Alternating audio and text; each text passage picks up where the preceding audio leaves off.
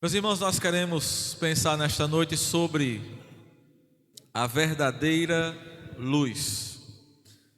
Nós estamos concluindo essa passagem nesse capítulo 9 de João, quando Jesus cura um cego de nascença, um homem que vivia em trevas, um homem que vivia na plena escuridão desde que nasceu. E Jesus então traz a luz para aquele homem. Pensando aqui, meus amados, nesse relato, pensando em cada personagem dessa história, essa história verídica, essa história verdadeira, nós podemos observar aqueles que recebem a verdadeira luz de Deus, e podemos também observar, relatado aqui nesse texto, aqueles que pensam estar na luz, aqueles que acreditam ter a luz, mas que não têm a verdadeira luz. Quando nós olhamos para o texto, nós vemos que Jesus cura aquele homem. Nós observamos que aquele homem ele é chamado para prestar esclarecimentos mediante ou diante das autoridades de Israel. Aquele homem é inquirido, aquele homem é questionado, é pressionado a desfazer do milagre de Jesus. Aquele homem é pressionado a negar o milagre de Jesus, não somente ele, mas também seus pais. E os pais daquele homem, eles fogem pela tangente e dizem: olha, vocês perguntem a ele que ele é adulto, ele que resolva, ele que desata esse nó. E eles continuam interrogando aquele homem até que finalmente o expulsam. E quando Jesus ouve que o homem tinha sido expulso, ele foi procurá-lo, ele foi ao seu encontro. Observe que o texto nos mostra isso. E ele lhe pergunta: você crê no Filho do Homem? E ele disse: Senhor, não sei nem quem é. Porque é bom lembrar que a cura daquele homem, ela se deu da seguinte maneira: Jesus passou o lodo nos seus olhos e mandou ele ir se lavar. Ele continuava cego, ele só passou a ver depois que se lavou. Então ele não viu quem era Jesus. Ele ouviu a voz, mas ele não viu quem era. Quando Jesus chega e diz: tu crês no Filho do Homem? Esse título, Filho do Homem, é um título messiânico, é um título que era próprio do Messias aguardado por Israel. Então quando Jesus pergunta: tu crês no Filho do Homem? Jesus está dizendo: você crê no Messias? E o homem disse: eu não sei nem quem é, Senhor. E Jesus então se revela àquele homem e diz: sou eu. Com outras palavras, mas é isso que Jesus está dizendo: sou eu. E diz o texto que aquele homem então adorou. Ele disse: eu creio. E ele adorou o Senhor Jesus. O mesmo Jesus que abriu os olhos do cego, os olhos carnais, os olhos naturais, ele abre também os olhos da alma. Aquele homem, ele recebe não somente a cura da sua visão material, mas ele recebe também a cura da sua visão espiritual, a cura da sua alma. E ele então adora o Filho do Homem, como nos diz o texto. E é maravilhoso, meus irmãos, constatar aqui que ao mesmo tempo que os judeus expulsam aquele homem, Jesus vai buscá-lo. Jesus vai ao seu encontro, porque Jesus sabia o que se passava com aquele homem. Então, observando o texto, meus irmãos, observe que Jesus está interessado na vida dos homens. Lamentavelmente, a igreja em nossos dias trocou o eterno pelo passageiro. Trocou aquilo que não tem preço e que o homem não pode pagar por aquilo que o ladrão pode roubar, a ferrugem pode corroer e a traça pode consumir. Jesus não se preocupa somente com o corpo daquele homem, com sua cura física. Ele vai em busca daquele homem, tendo ouvido que ele tinha sido expulso, e lhe pergunta: você crê no Filho do Homem? Jesus estava preocupado, meus irmãos, com a salvação daquele homem. Isso é muito claro. Quando Jesus pergunta: você crê? É porque Jesus estava interessado na sua alma. Em outras palavras, Jesus estava perguntando: você confia no Messias? Você está disposto a confiar a sua vida, a entregar a sua vida ao Messias, ao Filho do Homem? Você confia nele na vida e na morte, na vida presente e na vida futura? Você confia no Messias para as suas necessidades espirituais? Porque observe, amados irmãos, que, como nós afirmamos há pouco, lamentavelmente, grande parte da igreja em nossos dias e as pessoas de um modo geral têm trocado o que é eterno pelo que é passageiro. Houve um tempo em que a grande preocupação das pessoas era com a alma. Observe que no contexto da reforma protestante, qual era o dilema? As pessoas estavam preocupadas com a salvação. Então a igreja, entendendo isso, encontrou uma forma de levantar fundos para construir uma catedral que o Papa queria, e começou a vender indulgência para o povo. Mas o objetivo qual era? A oferta era a seguinte: você compra a indulgência e garante a sua salvação, sua vida eterna. Você compra a indulgência e garante a salvação do seu ente querido que já morreu. Você compra a indulgência, paga esse valor e garante a salvação da sua família, da sua esposa, dos seus filhos, de quem quer que você queira.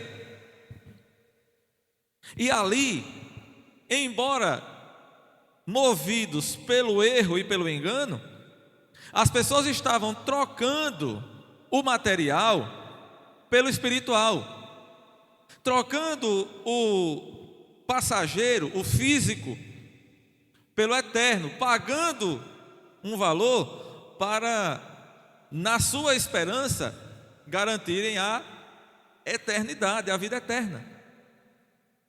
Essa foi a verdadeira história e o motivo pelo qual o monge agostiniano Martinho Lutero se levantou contra os ensinos da igreja. Hoje, como muitas vezes disse aqui o pastor Genival, a igreja precisa de uma nova reforma. Por quê, meus irmãos? Porque as pessoas hoje trocaram. Hoje nós vemos no que se chama de igreja evangélica, em grande parte dela, é claro que não é em toda ela, e pela graça de Deus nós estamos fora disso, mas hoje nós vemos em grande parte daquilo que se chama a igreja evangélica, um novo modelo de indulgência. Hoje qual é a oferta? Antes a oferta era comprar a salvação, hoje a oferta é: você dá o seu dinheiro aqui e Deus lhe dá em dobro. Você entrega aqui a chave do seu carro e Deus vai lhe dar um carro novo. O seu carro não é novo? Se você entrega o seu carro aqui, Deus vai lhe dar um carro novo. Eu vi um desses que lidam dessa forma reclamando na internet que alguém doou um carro cheio de dívida e a quantidade de dívida dava mais caro do que o valor do carro. Aí ele queria devolver o carro, mas não tinha mais jeito porque o doador já tinha passado o documento. Aí o dia foi o da caça, né? E não o do caçador. Mas observe, amados irmãos, que a oferta hoje é outra. Você paga um dinheiro aqui e Deus te dá o emprego que você quer, o emprego dos teus sonhos. Você paga um dinheiro aqui e você vai conseguir comprar a sua casa, seu apartamento, seu carro novo, ter seu emprego bom, ganhar seu alto salário. E muitos estão caindo nisso. O que é que está se oferecendo hoje? O terreno. E muitos têm abraçado aquilo que acreditam ser a fé, porque não é a fé verdadeira. Nós não podemos dizer que alguém que age de tal forma abraçou a fé, a não ser que você esteja se referindo a outro tipo de fé, mas não é a fé verdadeira. Muitos têm abraçado essa fé passageira, essa fé terrena, e esqueceram completamente do que é mais importante, daquilo que de fato importa para o ser humano. Então, quando Jesus pergunta: você crê no Filho do Homem? Ele pergunta: quem é ele, Senhor? E se você me disser quem é, eu creio. Observe, amados, que antes de responder, o homem sente a necessidade de saber quem era. Ó Senhor, antes de dizer se eu creio ou não, eu tenho que saber quem é. E veja no verso 36, observe aí na sua Bíblia, ele diz: quem é Senhor, para que eu creia? Que Senhor é esse com quem ele está falando? Ele agora está vendo, mas ele não sabe ainda quem é. Então, o Senhor aqui, algumas Bíblias colocaram, algumas traduções colocaram esse Senhor do verso 36 com S maiúsculo, e outras colocaram com S minúsculo. E bom seria que todas tivessem colocado com S minúsculo, porque tem uma diferença desse Senhor do 36 para o Senhor do 38. Observe aí, no verso 38 ele afirma: creio, Senhor. Esse Senhor aí é diferente do outro Senhor que ele falou antes. Quando ele disse quem é Senhor, ele não sabia ainda quem era Jesus. Então ele estava falando com alguém que ele não conhecia. Ele chamou de Senhor, como eu e você chamaríamos de Senhor qualquer pessoa que a gente não conhece. Mas quando ele, no verso 38, diz creio, Senhor, ele agora está reconhecendo o Senhor verdadeiro. E esse aqui do verso 38, sim, é uma referência ao Senhor do céu, ao Senhor eterno. Observe, irmãos, no verso 37, Jesus disse: você já viu. Ele tinha dito: eu não sei quem é, me diga quem é. Jesus disse: você já viu, sou eu que falo contigo. Jesus disse: olha, você não só viu, mas está falando com ele. Você conhece. Observe, irmãos, no capítulo 4, volte um pouco na sua Bíblia aí, capítulo 4, verso 26. Aqui nesse capítulo 4, Jesus está ali falando com a mulher samaritana. A gente conhece bem a história. No verso 25, a mulher diz assim: eu sei que há de vir o Messias, chamado o Cristo. Observe que a temática de Jesus com a mulher samaritana é a mesma de Jesus com o homem que foi curado. Qual é a temática de Jesus com aquele homem? Você crê no Messias, o Filho do Homem? Me diga quem é que eu creio. Sou eu. Aí ele disse: eu creio. Aqui com a mulher, ela disse: eu que sei, Senhor, que o Messias há de vir, que é chamado o Cristo. Quando ele vier, nos anunciará todas as coisas. Qual é a resposta de Jesus? Sou eu. Eu sou. Eu que falo contigo. Da mesma forma que Jesus se revela a essa mulher aqui, e a mulher então, quando se depara com o Messias, o Salvador, ela é transformada e ela vai chamar o povo da cidade para ouvir os ensinos do Messias, os ensinos do Senhor Jesus, e eles vêm e também se convertem. Observe, amados, a resposta do homem que foi curado é a mesma. Jesus diz a ele: sou eu sou o Messias, eu que falo contigo. E então o homem responde: eu creio, Senhor. E aqui ele adora. Agora ele está totalmente consciente de quem é aquele com quem ele está falando. Ele está agora consciente de que foi Jesus que o havia curado. E ele agora está vendo aquele que o curou. Amados irmãos, que privilégio, né, para aquele homem. Quando a gente canta o hino do pastor Feliciano, o rosto de Cristo, a gente diz, quando está cantando, a gente diz que também queria, né, ter o privilégio de vê-lo, de tocá-lo, de ouvir sua voz, de olhar o seu rosto. E esse homem que havia passado toda a sua vida em trevas, na escuridão da cegueira, agora ele não só está curado de sua cegueira, mas ele também está vendo o seu Salvador, aquele que curou os seus olhos físicos e agora também cura a sua alma. Aquele homem então, ele se derrama, como a gente cantou aqui, né? E é bom que o que nós cantamos seja verdade na nossa vida.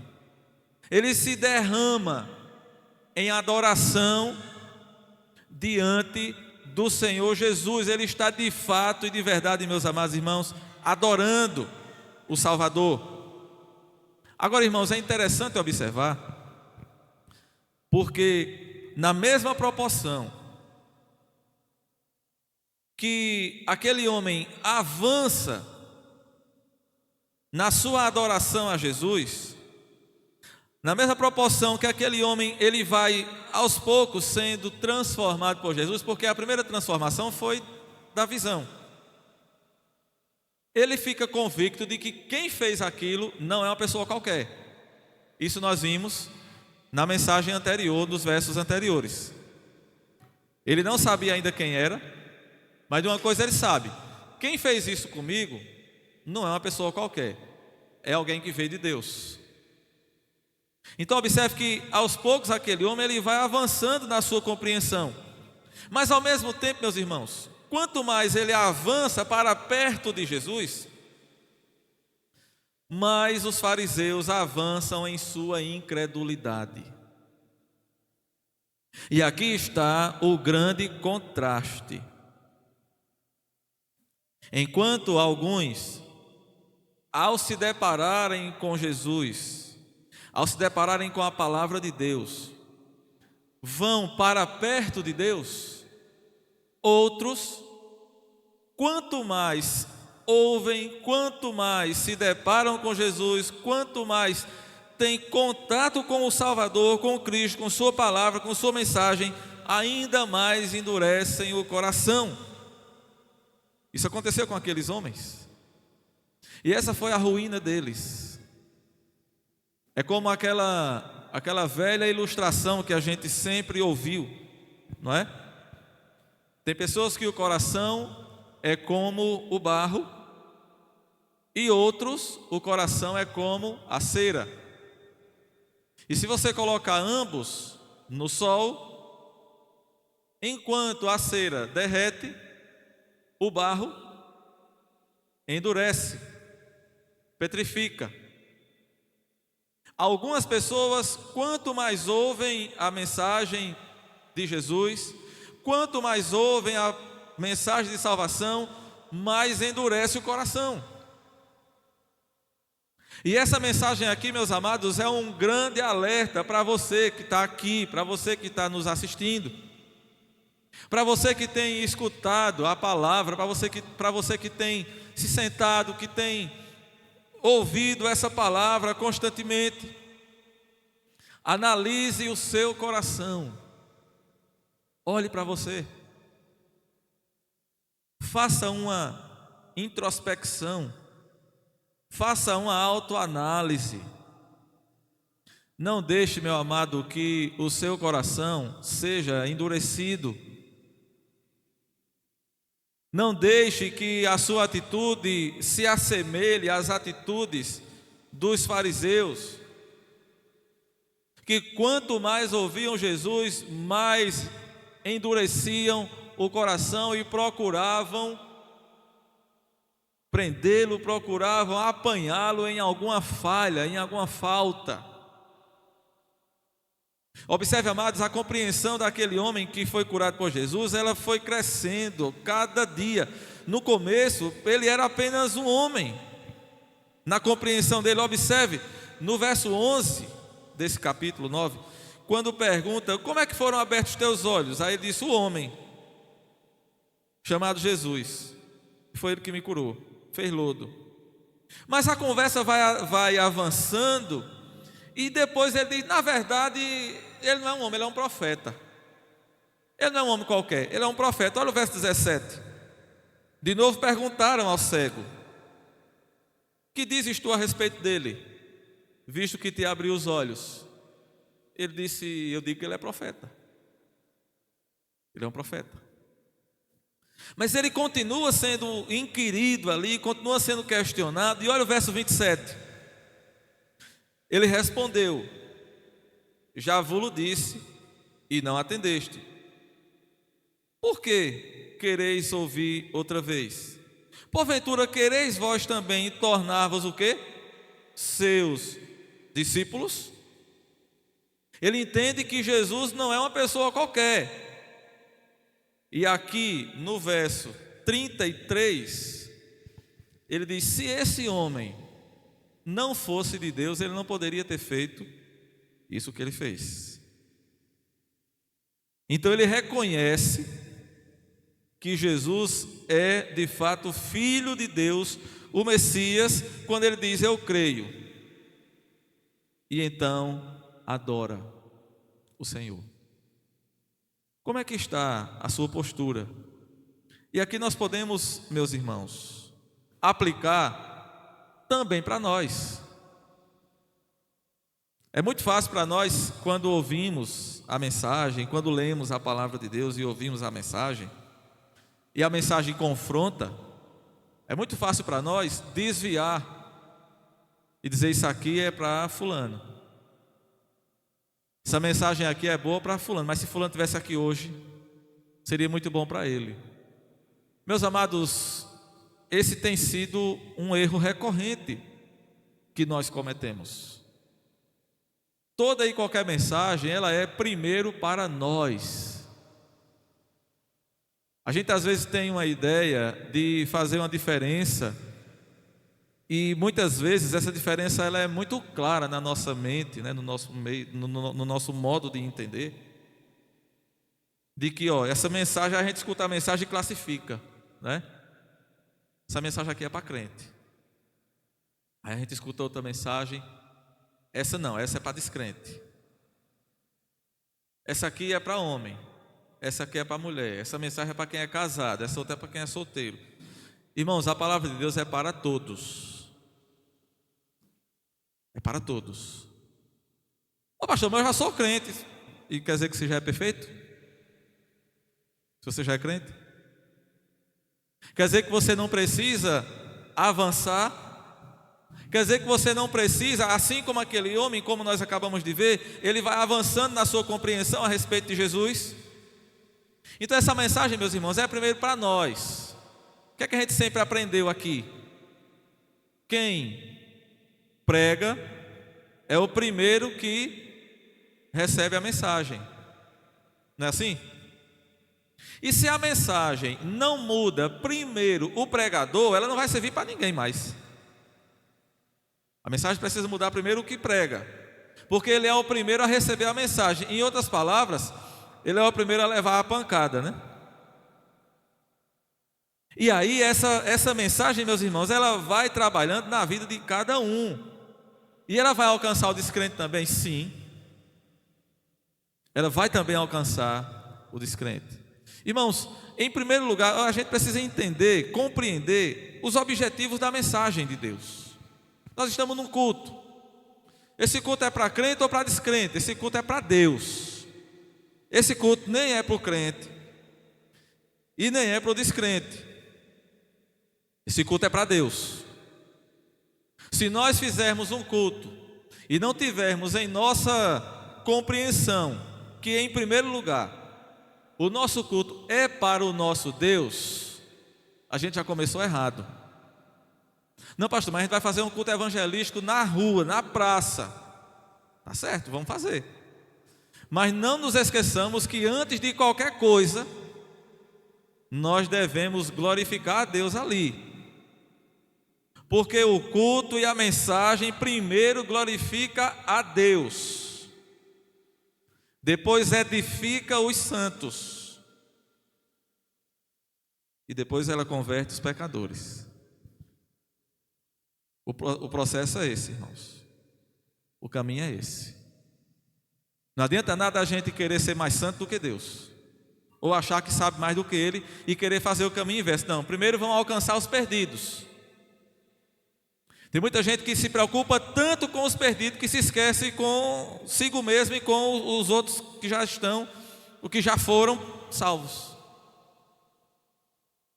Eu nunca me esqueço de uma experiência que tive quando eu estava lá em Jataúba. Houve um trabalho especial de evangelismo, de missões.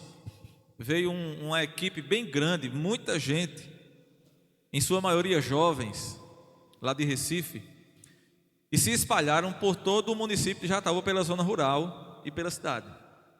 Foi gente para todo lado, durante um fim de semana, um dia de sábado. Foi um negócio espetacular, esplendoroso. E ali, naquele dia de trabalho, muitas pessoas se converteram, né? Mediante uma apresentação rápida de uma mensagem do Evangelho, era feita uma pergunta: você quer aceitar Jesus? E muitos diziam: eu quero. Então no domingo houve um reencontro, uma concentração de todos, para contar, para apresentar o resultado do trabalho, que foi maravilhoso.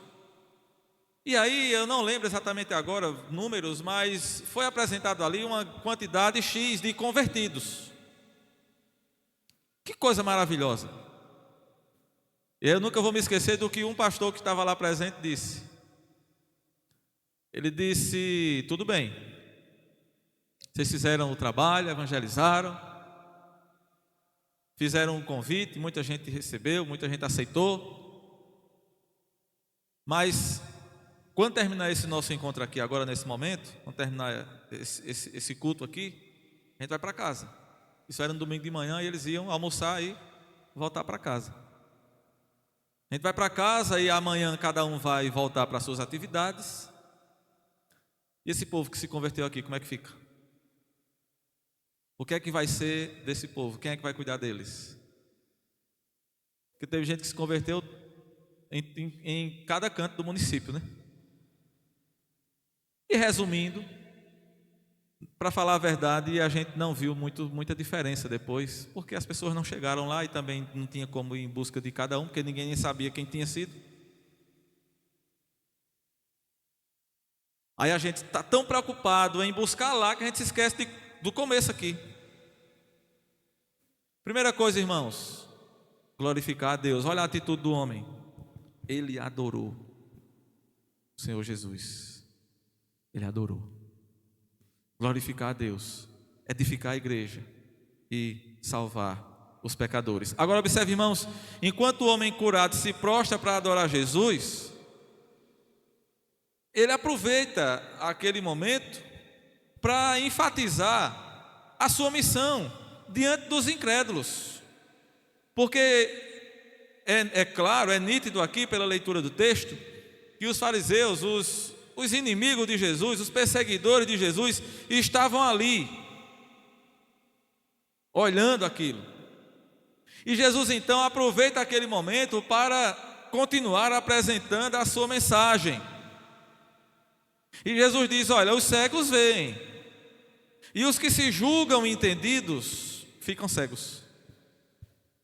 Que coisa aparentemente contraditória, né? É um paradoxo, né?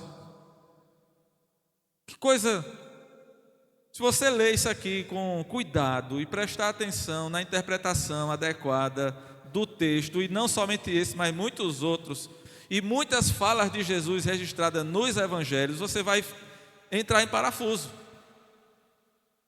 Como é a história, quer dizer, Jesus disse: eu vim para esse mundo para juízo, a fim de que os que não veem, vejam, e os que veem se tornem cegos. Como assim, Jesus? Que história é essa? Observe, irmãos, Jesus está ali diante daquele homem que está adorando verdadeiramente a Ele, está prostrado diante dele, o adorando. Alguns recebem isso com alegria, mas outros não. Como era a atitude dos fariseus? Eles estavam querendo a todo custo desacreditar do milagre de Jesus. Como os irmãos acham que eles estavam vendo aquele homem agora prostrado diante de Jesus? Como ficou? Como estavam eles? Será que eles ficaram felizes? Será que eles se alegraram? Agora, meus amados irmãos, a grande questão é que, diante da mensagem de salvação, alguns recebem, outros rejeitam. Aqueles que recebem são salvos, aqueles que rejeitam são condenados. E isso é muito claro em toda a Escritura. Quem crê e for batizado será salvo, o que não crê será condenado. Observe, amados, que Jesus diz: eu vim a este mundo para juízo. Jesus veio com um propósito. Ele dá um veredito e ele executa isso.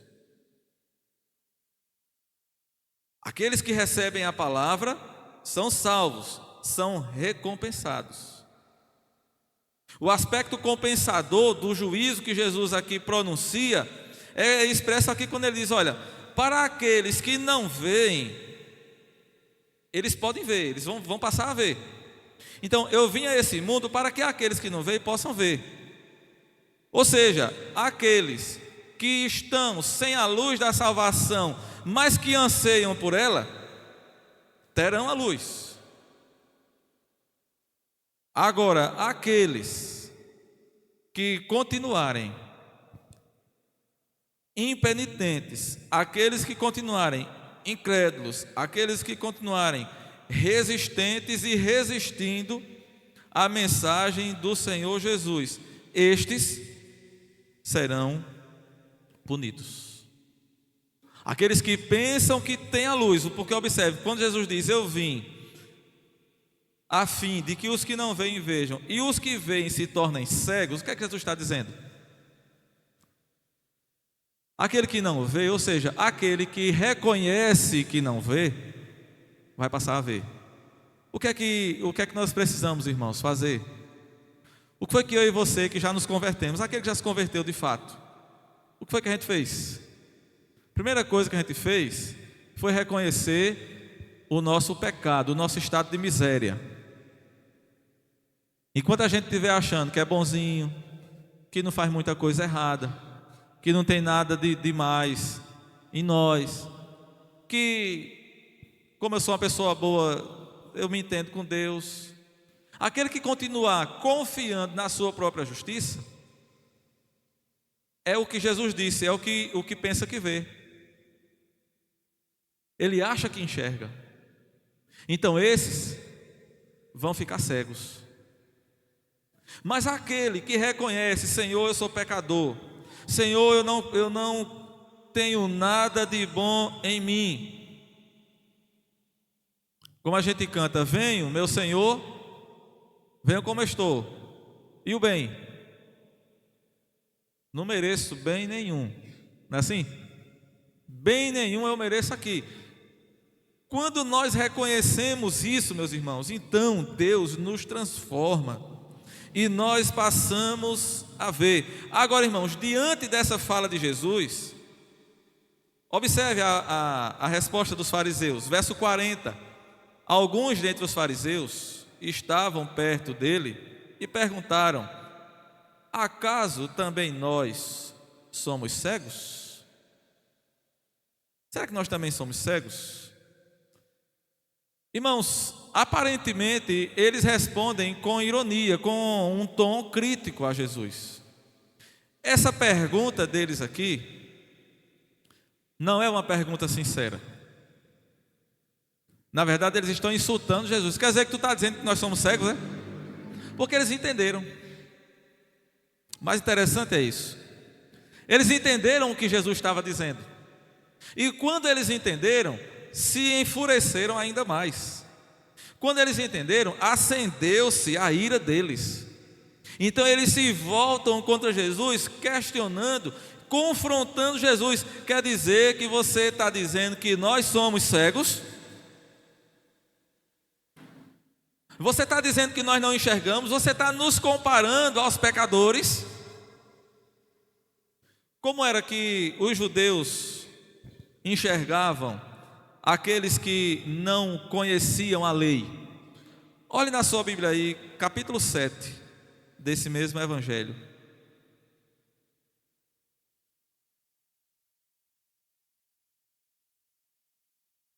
Verso 49. Aqui está descrito a opinião dos fariseus quanto àqueles que não conheciam a lei, quanto àqueles que não eram experimentados na religiosidade daqueles dias. Olha o que é dito: quanto a esta plebe que nada sabe da lei, é o quê? Maldita. Para os mestres da lei dos tempos de Jesus, aquelas pessoas que não conheciam a lei, que não viviam na prática da religião, aqueles que não viviam na prática daquela religiosidade de Israel, eram pessoas malditas, era gente maldita. Então, de uma certa forma, aqueles fariseus, quando eles perguntam a Jesus: quer dizer que você está dizendo que nós somos cegos, é? Você está nos acusando de cegueira? É tanto que veja qual é a resposta de Jesus: se vocês fossem cegos, não teriam pecado algum. Por que Jesus diz isso? Quem é o cego aqui na fala de Jesus? O que reconhece. Aquele que sabe da sua miséria, do seu pecado e da sua condição de perdição. É aquele que entende e reconhece que precisa da salvação. Aí Jesus diz: olha, se vocês fossem cegos, não teria pecado. Por quê? Jesus não disse lá em cima, anteriormente aqui: eu vim para que aquele que é cego veja. Se vocês fossem cegos, teriam os pecados de vocês perdoados. Mas agora que vocês dizem nós vemos, o pecado de vocês continua. Em outras palavras, Jesus está dizendo: olha, se vocês não conseguem ver a miséria dos pecados de vocês, vocês não podem desfrutar do verdadeiro conforto, da verdadeira salvação e receber a verdadeira luz. Vocês não podem ser iluminados verdadeiramente. O pecado de vocês permanece. Por quê? Porque vocês, confiando na bondade de vocês, no próprio mérito de vocês, vocês estão rejeitando a salvação. Então vocês permanecem cegos. A cegueira de vocês permanece. Veja, meus irmãos, eu quero caminhar para a nossa conclusão aqui, fazendo algumas aplicações práticas para nós, com base nesse texto. E a primeira coisa que eu quero destacar aqui é que nós vemos, irmãos, nesse texto aqui, nessa passagem, a dureza do coração dos homens, a forma como eles tratam o servo de Deus, a forma como eles tratam a mensagem de salvação, a mensagem de Deus. Aqui, meus irmãos, eles estão rilhando os dentes contra Jesus. Eles estão furiosos, eles estão enfurecidos. E observe, irmãos, pensando na história toda, desde o início do capítulo, a gente faz uma revisão geral agora aqui para terminar. Quando eles não puderam constranger o homem que foi curado, quando eles não conseguiram convencê-lo de que Jesus era um impostor, de que Jesus, aquilo que Jesus tinha feito não era falso, que era isso que eles queriam, o que foi que eles fizeram? Eles expulsaram o homem. Os irmãos estão lembrados do que acontecia com alguém que era expulso. Nós falamos isso na mensagem anterior. A pessoa perdia todos os privilégios, não podia vender, não podia comprar, perdia todos os direitos que tinha, como cidadão israelita, perdia tudo. Ele era tratado como um excomungado mesmo. E foi o que aconteceu com aquele homem, ele foi expulso, ele foi excomungado. E é isso, meus irmãos, que os homens continuam fazendo. Os verdadeiros servos de Deus continuam sendo perseguidos. Se nós quisermos viver como verdadeiros servos de Deus, seremos perseguidos. Jesus nos ensinou isso. Aquele homem sofreu uma grande represália. Ele foi expulso. Como era que estava agora a vida dele? Mas a grande questão, meus irmãos, observe. A gente teria muito para pensar aqui. Mas veja, quando os pais do homem foram questionados, o que foi que eles fizeram? Saíram pela tangente. Eles não assumiram publicamente e com coragem a posição. Por quê? Porque o benefício não foi feito a eles. Por que que o homem que foi curado enfrentou de peito aberto? Porque ele recebeu a graça. Lembra do ensino de Jesus? Aquele que muito foi perdoado, muito ama. A quem é pouco perdoado, pouco ama. Aquele que reconhece a sua situação e a sua condição e entende, meus irmãos, o que de fato Deus fez na sua vida, ele vai amar imensamente o Senhor Jesus. Por que será que tantas conversões hoje não alcançam esse padrão? A gente às vezes diz assim, porque o povo hoje se converte, não chora mais como chorava antigamente. O choro diz muita coisa, mas também não é tudo. Se alguém está chorando de fato os pecados, isso é uma coisa muito importante. Mas a grande questão, irmãos, é o que está lá dentro. Nós reconhecemos o que foi feito a nós. Se nós reconhecermos isso, meus irmãos, nós teremos coragem para enfrentar quem quer que seja e o que for, aquilo que vier nós vamos enfrentar. Mas a grande questão é que parece que não está muito claro para as pessoas o que foi que Jesus fez por elas. Parece que não está muito claro isso. Até porque não se tem mais falado na perdição, não se tem mais apontado para a realidade do inferno. As pessoas não percebem e não reconhecem a tão grande salvação que receberam.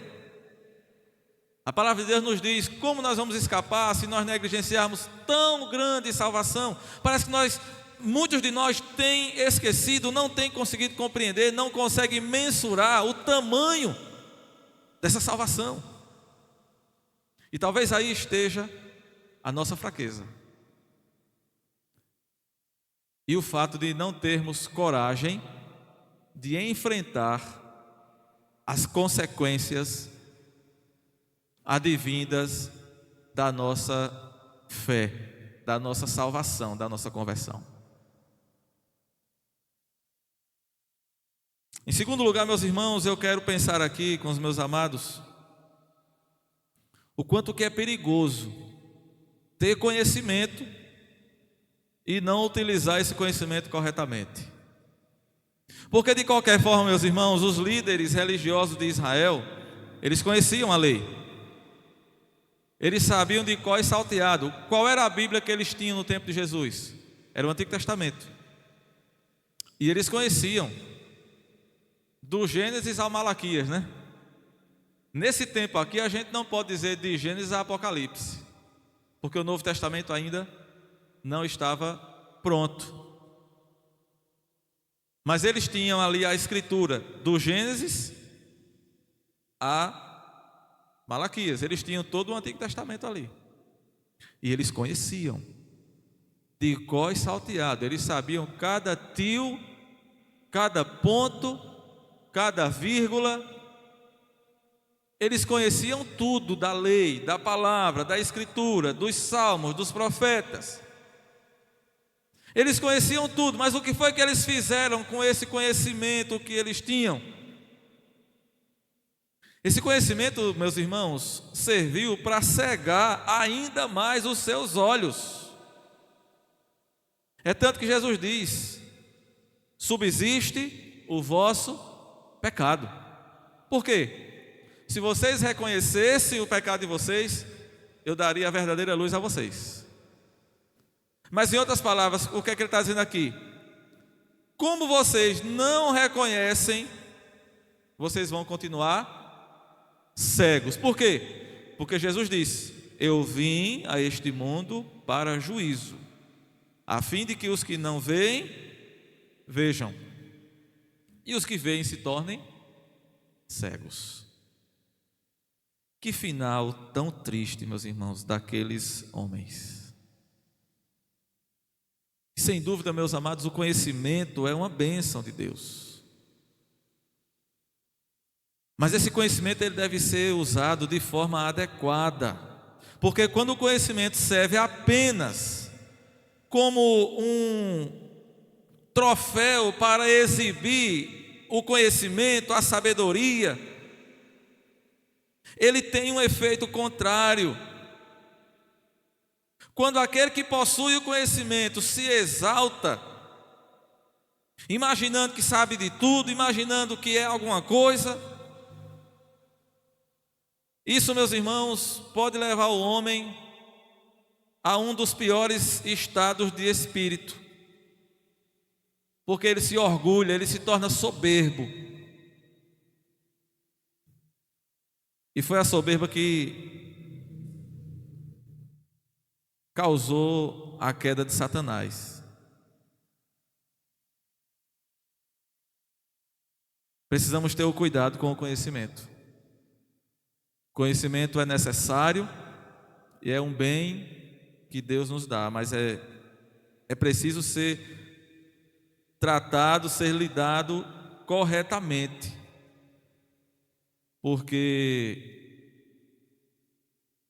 de outra forma nós poderemos causar um grande mal a nós mesmos com ele. Há mais esperança naquele que diz assim: eu sou um pobre pecador, eu reconheço minha incapacidade, eu reconheço que eu não sou nada, que eu não mereço nada, eu reconheço que eu sou um miserável pecador. Há mais esperança para esse do que para aquele que diz: deixa comigo, que eu sei de tudo, e eu não tenho mais nada para aprender, nem venha querer me ensinar, que eu já sei de tudo.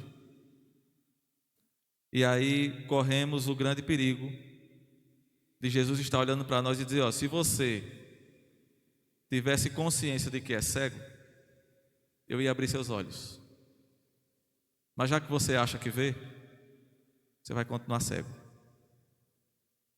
Meus irmãos, que nós possamos utilizar corretamente, diligentemente, o esclarecimento espiritual, o conhecimento espiritual, a verdadeira luz que um dia nós recebemos.